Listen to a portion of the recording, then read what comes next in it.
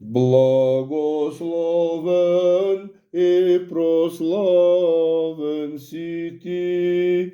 свети Марк, изповедник,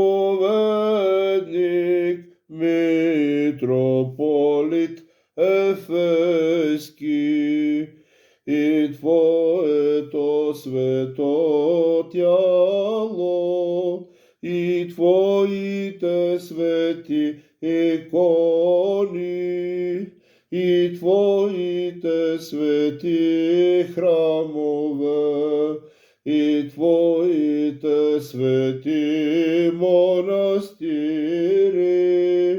и Твоята света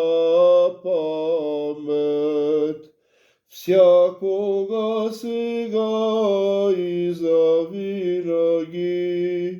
и во веки веков.